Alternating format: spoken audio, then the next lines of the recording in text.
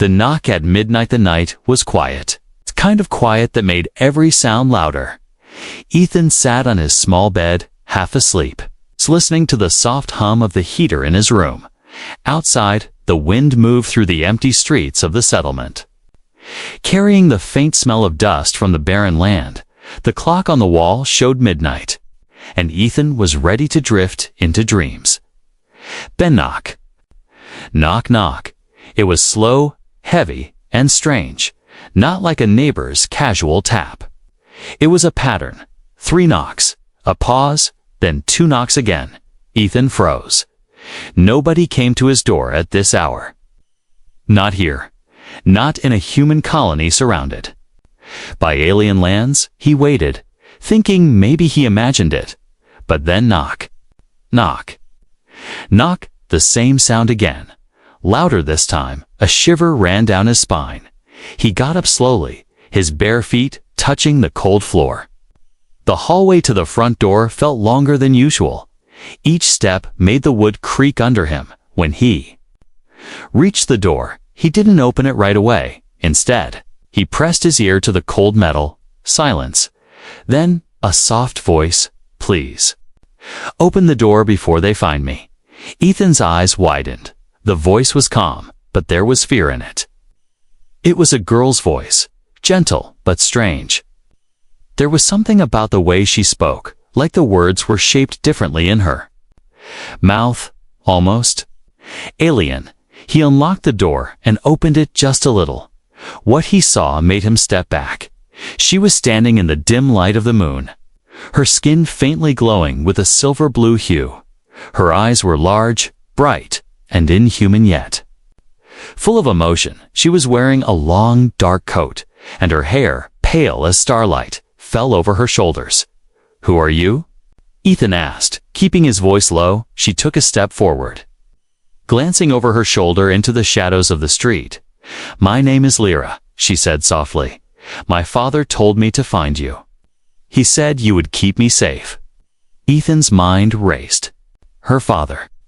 The only alien his family knew was Cal, the old war veteran who had been his father's friend years ago. He hadn't seen Cal in almost a decade, and now, Cal's daughter was at his doorstep in the middle of the night. Before Ethan could ask more, she stepped inside, closing the door behind her. Her hands were trembling. They're following me, she whispered. We don't have much time. Ethan moved to the window and pulled the curtain just enough to peek.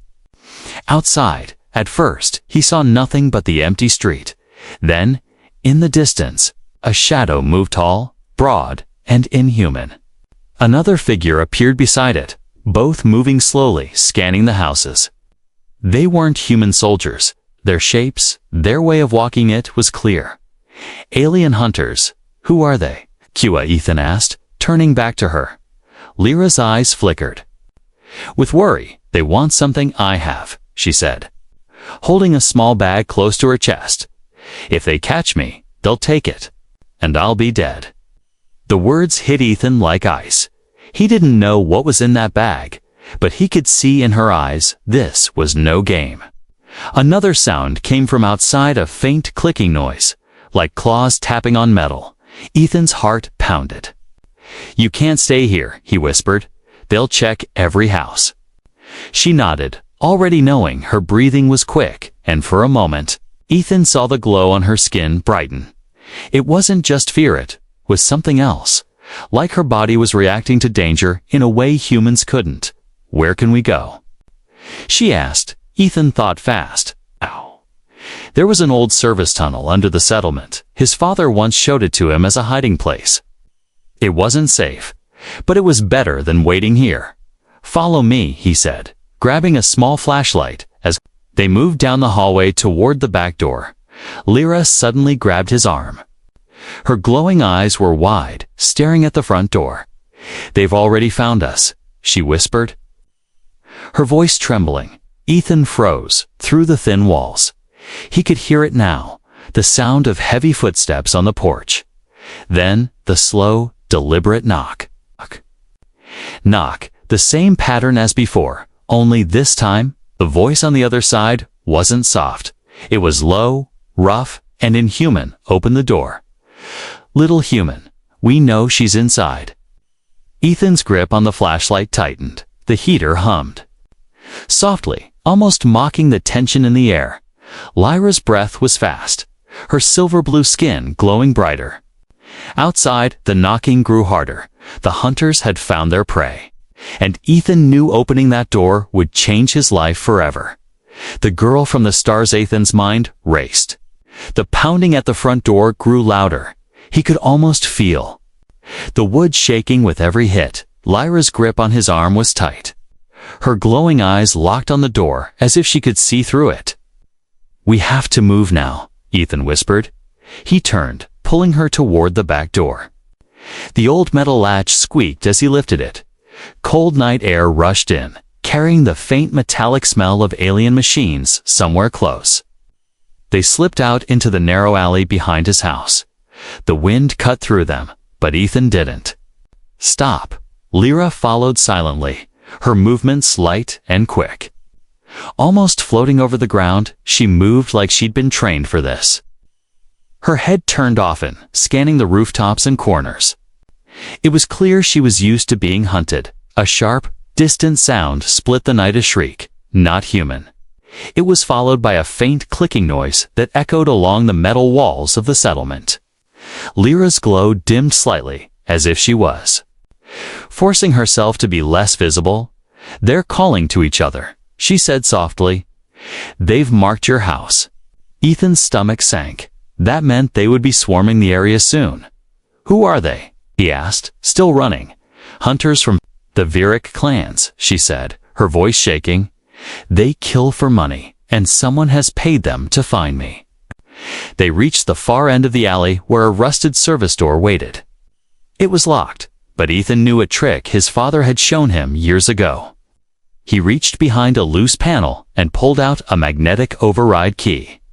The door gave a reluctant click and swung open. Inside was darkness and the smell of dust. Ethan shut the door behind them and turned on his flashlight. The beam cut through the black, revealing a narrow corridor with peeling paint and old pipes. Running along the ceiling, Lyra stayed close, her bag still clutched to her chest. "Why did your father send you to me?" Ethan finally asked. She looked at him, her expression unreadable. "Because he trusts you, and because humans aren't part of the fight yet. Ethan repeated. She didn't answer right away. Instead, she pulled a small object from her bag. It was a crystal smooth, perfectly round, and glowing with a faint silver light. Even in the dim tunnel, it looked alive. Ethan couldn't stop staring at it. "What is that?"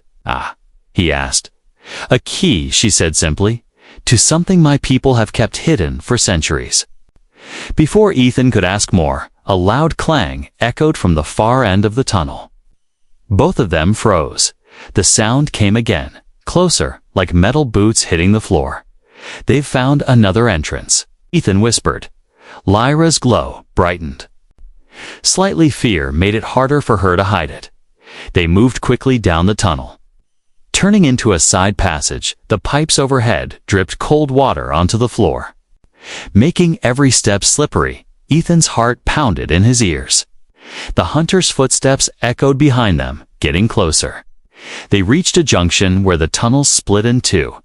Ethan hesitated. He knew the left path led to an old storage room. The right path went deeper under the settlement, toward the old maintenance tunnels. Before he could decide, Lyra touched his arm, her voice urgent.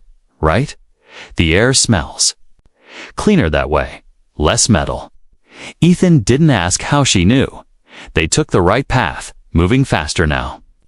The tunnel opened into a larger space, an old pump station, rusted and unused. The only sound was the slow drip of water from above. Lyra leaned against a wall, trying to catch her breath. Her glowing skin made her look like a ghost in the dim light. Ethan sat beside her, still trying to process everything. "That crystal," he said finally. "Why do they want it so badly?" She looked down at it, her fingers curling protectively around it. "Because it can wake something. Something powerful," she whispered, and whoever controls it will control more than just my world." Her words made Ethan uneasy. He didn't know much about alien politics, but he knew enough to realize this wasn't just about her. It could involve humans soon. "So why give it to you?" he asked. "Because my father is dead," she said quietly, her voice breaking, "and I'm the only one left who can protect it." Ethan felt a heavy weight in his chest. She was younger than him, yet she carried something that could start or stop a war. And now, because of his father's friendship, that burden had come to his door. A faint scratching noise interrupted his thoughts. It came from the far side of the pump station. Lyra's head snapped toward the sound, her eyes narrowing slowly from the shadows. A tall shape emerged, its outline jagged, its eyes glowing red. The hunter had found them. Ethan's flashlight caught the reflection of its armor, dark, almost insect-like. It took a step forward, its voice deep and rough. "Give me the crystal, girl, and I might let the human live." Lyra didn't move. Her glow brightened again, this time not from fear, but from defiance. Ethan's heart raced. They had nowhere left to run, and the hunter was between them and the only exit. Chased through the dark, the hunter's red eyes locked on Lyra. Its steps were slow, deliberate, the sound of metal feet striking the damp floor echoing through the pump station. Ethan could hear the low hiss of its breathing through its mask. Lyra clutched the glowing crystal tighter, refusing to step back. "Stay behind me," Ethan whispered, even though he knew he was no match for this thing. The hunter tilted its head slightly, as if amused. "Brave little human," it said in a low, rasping voice, "but bravery will not save you." Then it moved, fast, too fast. Ethan grabbed Lyra's arm and pulled her toward the far side of the station. The hunter's clawed hands scraped the wall where Lyra had been a second earlier. Leaving deep marks in the metal, they ran, boots splashing through puddles. The tunnel ahead was narrow, forcing them into single file. Ethan's flashlight beam shook wildly as they moved. The sound of pursuit behind them was deafening, the hunter's heavy steps mixed with a sharp metallic click every few strides. It was gaining on them. Lyra's breathing was quick but steady. She didn't panic. Instead, she touched Ethan's shoulder. "Turn left up ahead," she said. "There's nothing there," Ethan replied. "There's an old service hatch. I can feel the air shift." They reached the corner, and, just as she said, there was a panel in the wall, half hidden under rust and dust. Ethan shoved at it, but it didn't budge. The hunter's steps were getting closer. Lyra stepped forward, placed her glowing palm against the panel, and whispered something in a language Ethan didn't understand. The panel hissed and slid open, revealing a tight, vertical shaft. "Go," she urged. Ethan climbed in first, pulling himself upward using the metal rungs. Lyra followed, closing the hatch just as the hunter reached it. A loud clang rang through the shaft as the creature's claws struck the metal, but they were already climbing higher. The shaft led to a narrow crawl space, lit only by faint emergency lights. The air was warmer here, smelling faintly of machine oil. They crawled for several meters before it opened into another corridor, this one lined with old supply lockers and tools. Ethan stopped to catch his breath. "We can't keep running forever," he said. Lyra looked down at the crystal, which was glowing brighter now. "We won't have to," she replied. "If we can reach the old comms tower, I can send a signal to someone who can help us." "Who?" Ethan asked. She hesitated, then said, "Not human. But not enemies, either." Before Ethan could press for more, a loud crash echoed from somewhere behind them. The hunter had found another way in. They started running again. Weaving through the maze of old maintenance corridors, pipes hissed overhead, leaking steam that burned Ethan's arm as he brushed against it. The heat made the air thick, making every breath harder. They reached a dead end, a wall of collapsed metal and debris. Ethan's heart sank. "We're trapped," he said. Lyra stepped forward, examining. The rubble, hidden under a layer of dust, was a small, circular hatch. "Help me clear this," she said. "Together." They pulled aside old pipes and metal sheets until the hatch was free. Ethan twisted the wheel lock, and with a groan, it opened. Beyond it was a narrow stairwell spiraling upward. They hurried up the steps, the sound of pursuit echoing faintly below. Halfway up, Lyra froze, tilting her head. "Wait," she whispered. "Do you hear that?" Ethan listened. From above came a faint, rhythmic hum, not mechanical, but alive somehow. They reached the top and stepped into a vast chamber lit by faint blue light. The walls were covered in alien markings, and in the center stood a dormant machine, towering, insect-like, with long folded limbs. It was silent, but its presence was overwhelming. "What is that?" Ethan asked in awe. "A guardian," Lyra replied quietly. "My father told me they were all destroyed, but this one survived." Before Ethan could ask more, the hunter's voice echoed up the stairwell. "You cannot run, little star child." The sound of its claws scraping metal sent chills down Ethan's spine. Lyra stepped forward, holding up the crystal. The glow from it intensified, pulsing in sync with the hum in the chamber. The guardian's head twitched slightly, as if waking. From a long sleep, its eyes flickered faintly with the same silver light as the crystal. The hunter appeared in the doorway, weapon raised, but before it could move, the guardian's eyes fully lit. A deep, resonant sound filled the chamber, and the air seemed to vibrate. The hunter froze. Momentarily stunned, Ethan grabbed Lyra's arm, pulling her toward another exit on the far side. They ran through, the heavy sound of the guardian moving behind them. As they escaped into another corridor, Ethan glanced back, just long enough to see the massive machine step forward. The hunter turned to face it, and the sound of metal striking metal echoed behind them. Lyra didn't slow down. "We're not safe yet," she said, her voice urgent. "But now, we have a chance." Secrets of the crystal. The corridor stretched on, the metal walls humming faintly from the vibrations of the guardian's movements behind them. Ethan's legs burned from running, but he didn't stop. Beside him, Lyra moved with a quiet urgency. Her glowing skin dimmed again so they would be harder to track. They turned a corner and entered a wider chamber. Long abandoned, dust hung in the air, and the faint smell of rust mixed with the stale scent of forgotten machinery. In the far corner was a half-broken metal door marked with faded symbols. Ethan pushed it open, and they stepped inside. It was an old safe house, he could tell from the thick reinforced walls. A table with 2 old chairs sat in the center, and shelves lined the walls, filled with dusty rations and water containers. This place had been sealed for years. "We can rest here for a while," Ethan said, locking the door. Lyra set her bag on the table and sat down, her breathing slow but controlled. For a moment, neither of them spoke. The silence was heavy, only the faint hum of the crystal in her hand broke it. Finally, Ethan leaned forward. "You need to tell me what's really going on." "Lyra," he said, "I know those hunters aren't just chasing you for money." She looked at him for a long moment, as if deciding whether to trust him fully. Then, slowly, she placed the crystal on the table between them. Its silver blue light reflected in both their eyes. "This is not just a key," she said quietly. "It's part of something my people have kept hidden for centuries." Ethan frowned.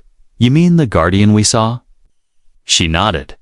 "The guardians were built long ago, before even our oldest histories.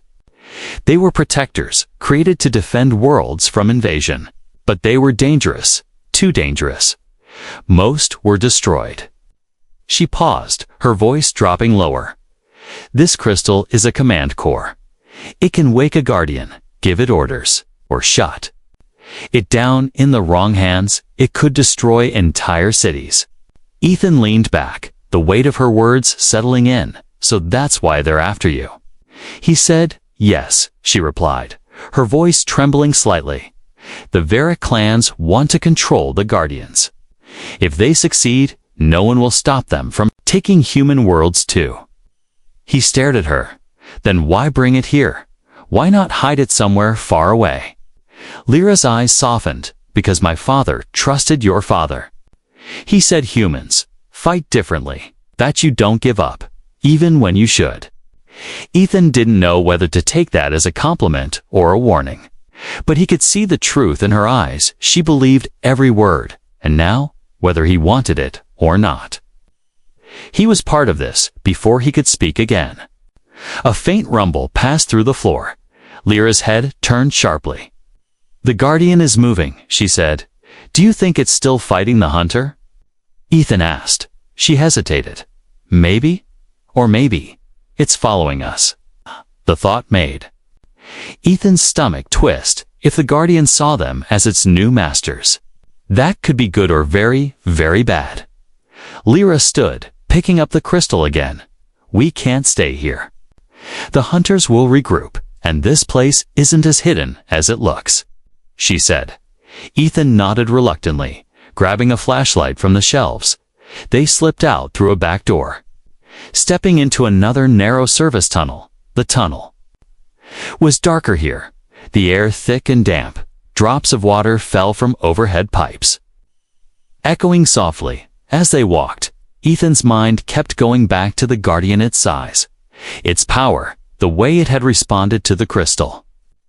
You said it could defend worlds, he said. So, could it protect ours? Lyra glanced at him. If you control it, yes. But control is not simple, it needs trust. Guardians can reject those they see as unworthy. Ethan smirked a little. And what makes someone worthy? That, she said with a faint smile, is something even we don't fully understand. Their conversation was cut short by a sound, soft at first, then growing louder. It wasn't footsteps this time. It was a low, rumbling growl, mechanical yet alive. Lyra's glow brightened slightly. Okay, it's here, she whispered from the shadows. Ahead, the Guardian emerged, its towering frame bending slightly to fit in the tunnel. Its silver-blue eyes glowed, matching the crystal in Lyra's hand. It didn't attack. Instead, it lowered its head, almost like a bow. Ethan stepped back. Stunned, I think. It's waiting for you to tell it what to do, he said. Lyra hesitated. If I speak to it now, it will bind to me on to you, since you are with me. Before she could decide, the tunnel behind them shook violently. The sound of metal ripping filled the air. The hunter was back this time, not alone. Two more shadows appeared, red eyes glowing in the dark. Ethan's chest tightened. They were trapped between the hunters and the Guardian. Lyra looked at him, her voice steady but urgent. If we do this, there's no going back. Ethan swallowed hard. Then, let's do it. Lyra raised the crystal high, speaking in her alien tongue. The Guardian's eyes flared brightly, and the air vibrated with a deep, resonant hum. Behind them, the hunters roared and charged forward. And in that moment, the Guardian moved fast, powerful, unstoppable. The battle for control of the crystal had truly begun. The betrayal of the tunnel shook with the force of the Guardian's movements. Its towering frame filled the narrow space, silver-blue eyes burning like twin stars. The first hunter lunged forward, claws outstretched. The Guardian moved in a blur. One arm shot out, grabbing the hunter and slamming it into the wall so hard the metal bent inward. The second hunter fired a plasma shot. The beam struck the Guardian's armor, but barely left a mark. The third tried to retreat, but the Guardian's long blade-like legs swung out, cutting deep into the floor and blocking the way. Ethan stood frozen, watching the battle like it was something from a nightmare, and yet it was on his side. Lyra's hands were steady on the crystal, her voice firm as she spoke in her alien tongue. The Guardian obeyed her commands like a loyal soldier. Within moments, the hunters were either broken or retreating. One limped away into the darkness, vanishing into the far tunnels. The Guardian didn't chase it, simply turned and lowered its head again. Waiting, Ethan finally exhaled, "That thing." "It's unstoppable," he said. Lyra's glow dimmed slightly, her expression troubled. "Unstoppable can be dangerous too," she murmured, "especially if the wrong person gives the orders." They moved quickly after that, leaving the wreckage behind. The tunnel led them to a service hatch that opened into the outer section of the human settlement. Night still covered the streets, the air sharp with cold. Lyra glanced around cautiously. "We need somewhere safe until sunrise," she said. Ethan thought for a moment. "There's an old warehouse on the west side. No one goes there anymore." They made their way through the empty streets, keeping to the shadows. The Guardian followed at a distance, its massive shape melting into the darkness with surprising ease when they reached the warehouse. Ethan unlocked the side door. Inside, the air was stale, filled with dust and the faint scent of oil. Broken crates and rusted machinery filled the corners. It wasn't much, but it was shelter. Ethan lit a small lantern, casting a warm glow across the space.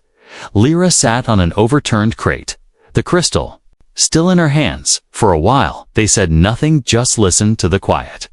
Then a voice came from the shadows near the doorway. "Ethan." Ethan turned sharply, startled. It was Marcus, one of his neighbors, an older man who had known his father. His weathered face was lined with concern. "You've been gone all night. People are worried." Ethan hesitated. "We had to get away from something dangerous," he said cautiously. Marcus stepped inside, his eyes landing on Lyra. He gave a polite nod. "You're Kale's daughter, aren't you?" "I met your father years ago."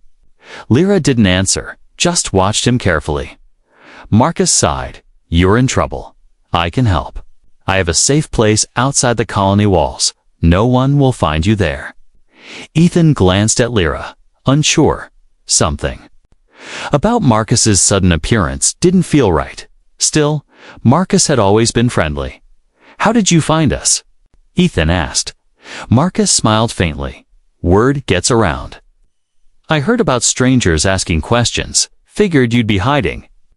Lyra's glow brightened slightly, a sign Ethan had learned meant she was uneasy. "Ethan," she whispered. "He's lying."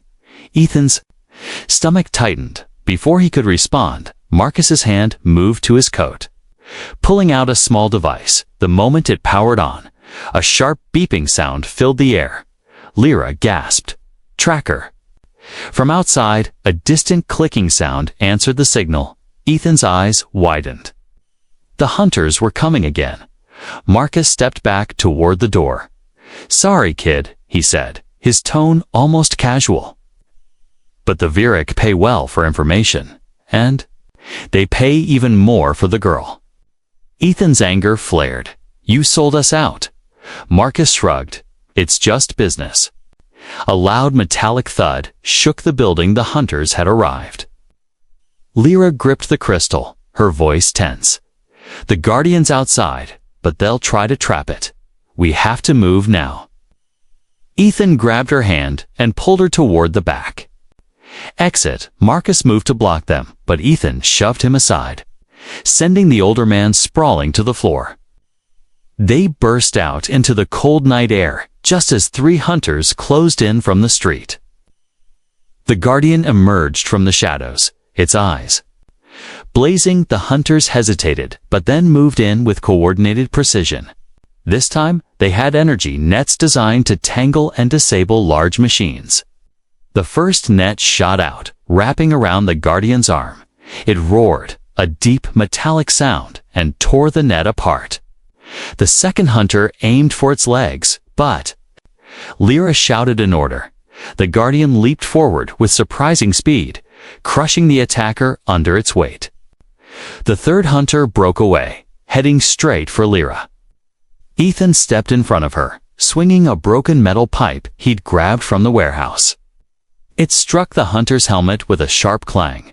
Buying them a moment, the Guardian finished the fight quickly, leaving the hunters sprawled on the street. Lyra looked at Ethan, her eyes intense. We can't trust anyone now. Not even humans. Ethan nodded grimly. Marcus was nowhere to be seen. He had slipped away in the chaos. The betrayal stung, but there was no time to dwell on it. Far in the distance, more clicking sounds echoed through the night. The Virik weren't giving up, and Ethan knew whatever came next. They'd have to face it together. The heart of the colony, the streets, were nearly empty. But the clicking sounds grew louder in the distance. Ethan and Lyra moved quickly, the Guardian following behind like a silent shadow. The cold air bit at their faces. And the faint glow from Lyra's skin was the only real light in the dark. "Where are we going?" Ethan asked as they slipped into another alley.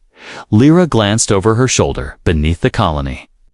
"There's a place my father told me about. He called it the Heart." Ethan frowned. "The Heart, right to." She hesitated. "It's where the first settlers, both human and alien, built the colony's foundations. There's something buried there, something connected to the Guardians." They moved past crumbling walls and abandoned storage yards until they reached a sealed metal hatch in the ground.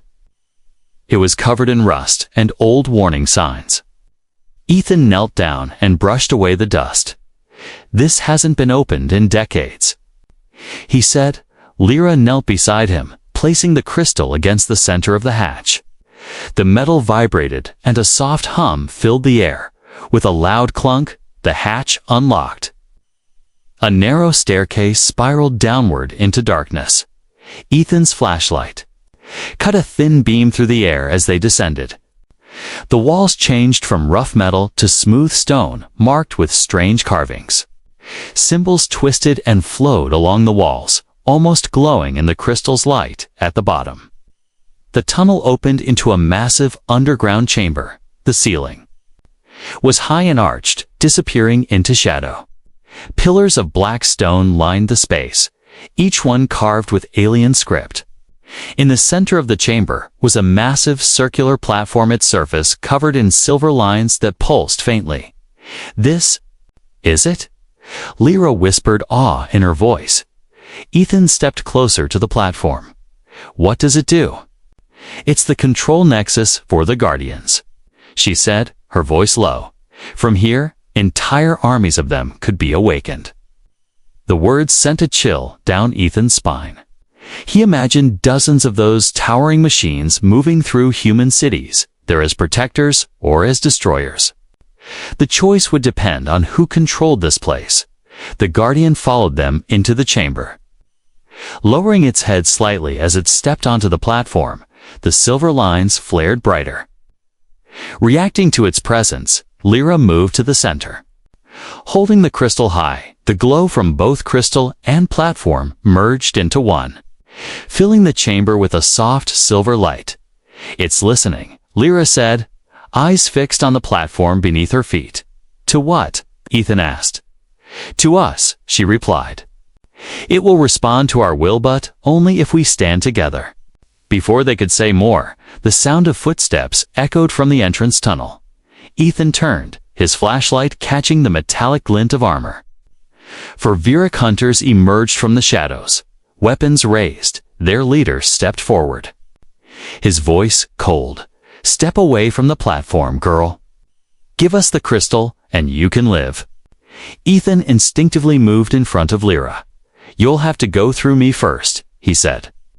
The leader tilted his head. "Easily done." The hunters advanced, but Lyra shouted a command in her alien language. The Guardian's eyes blazed, and with a mechanical roar, it moved to block the intruders. Blades of energy extended from its arms, humming with deadly light. The fight exploded into chaos. The Guardian's strikes were fast and brutal, but the Virik were skilled, dodging and countering. With coordinated attacks, one hunter leaped onto the Guardian's back. Stabbing at its joints, another fired a blast toward Lyra. But Ethan shoved her aside, the shot grazing his shoulder. Pain burned through him, but he didn't stop. He grabbed a fallen hunter's weapon, heavy, curved blade, and swung it at the attacker. Forcing them back, Lyra knelt on the platform, Her hands pressed to the silver lines. The glow spread outward like ripples in water. The Guardian responded instantly, its attacks becoming sharper, more precise. The hunters were being driven back. But then, a deep rumble filled the chamber. The silver lines on the platform flared even brighter, and from the far end of the room, another shape emerged from the shadows, another Guardian, but its eyes burned a deep, menacing red. Ethan's breath caught. "That's not one of yours, is it?" Lyra's voice was tight with fear. "No, that one belongs to them." The red-eyed Guardian stepped onto the platform, and the ground shook under its weight. The two machines faced each other like ancient rivals. Lyra gripped the crystal tighter, her voice urgent. "Ethan, if they take the heart, they can control both Guardians and more could." "Wake." The enemy Guardian moved first, its arms swinging like a massive blade. The silver-eyed Guardian blocked, the clash sending sparks and shockwaves through the air. Ethan staggered back, pulling Lyra with him. The hunters regrouped, using the distraction to surround them again. Ethan's eyes darted around the chamber. He spotted a smaller tunnel on the far side, an escape route. "We can't stay here," he shouted over the roar of battle. Lyra hesitated, torn between protecting the heart and escaping alive. Finally, she nodded. They ran toward the tunnel, the crystal's glow lighting the way. Behind them, the two Guardians fought with earth shaking. Sparks lit the chamber like lightning as their blades clashed. The battle for the heart had only begun, and Ethan knew if they didn't stop the Virik soon, the whole colony could fall. Everything changed. The narrow escape tunnel was damp and cold. Ethan and Lyra's footsteps echoed as they ran, the sound of battle from the chamber still rumbling behind them. The ground trembled with each clash of the Guardians. Dust drifted down from the low ceiling, and small rocks fell with every shockwave. "We can't just run forever," Ethan said between breaths. "If the Virik win in there, they'll control everything." Lyra slowed slightly, her glowing eyes focused ahead. "We don't have to run forever. We just have to be smart."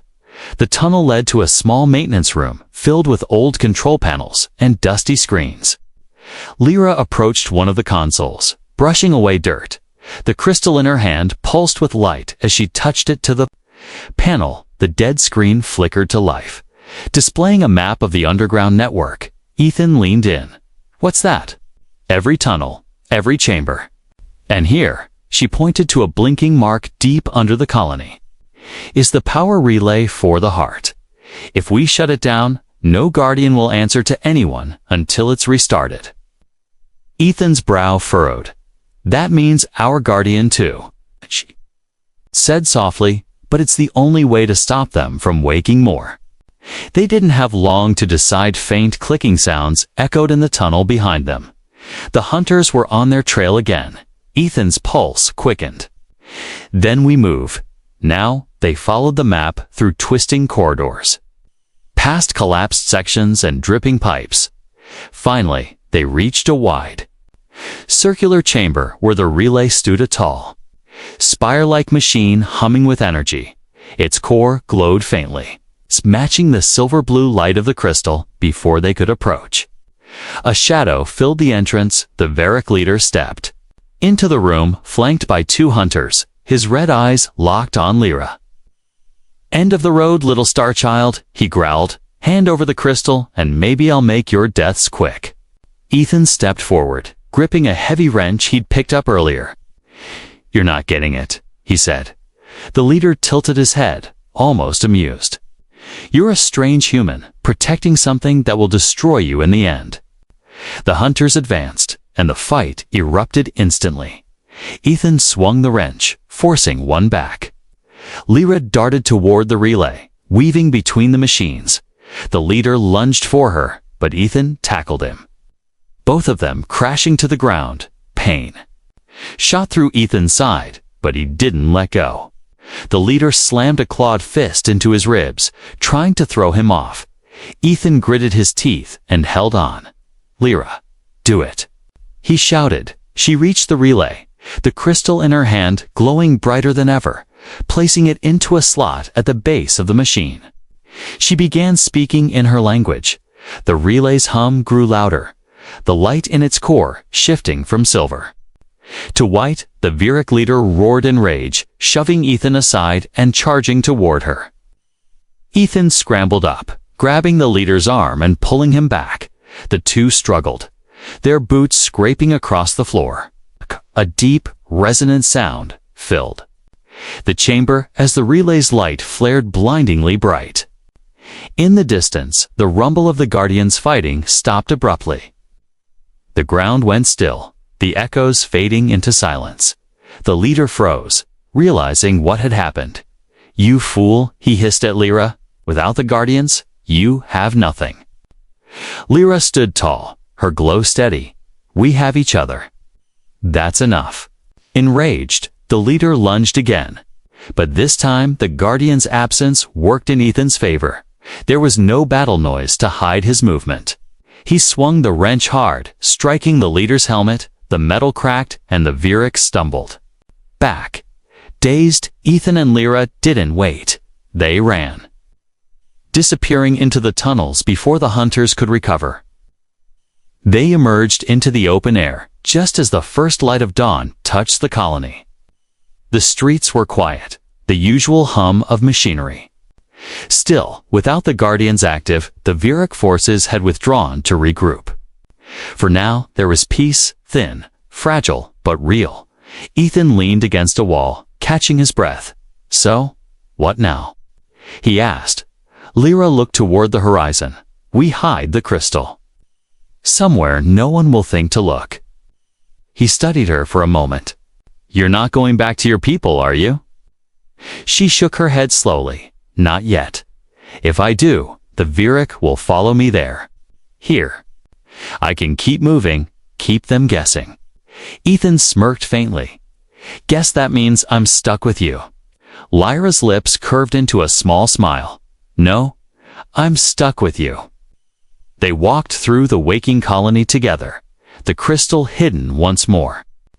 The danger wasn't. Ganitha knew the Viric would try again. But he also knew something had shifted. Lyra wasn't just a stranger at his door anymore. She was part of his life now, tied to him by a secret that could change two worlds. And, though the fight was far from over, Ethan felt something he hadn't since the night it all began. Hope. The day was just beginning, but everything had changed. And somewhere deep under the colony, the Guardians slept again, waiting for the day they would be called not by fear, but by trust.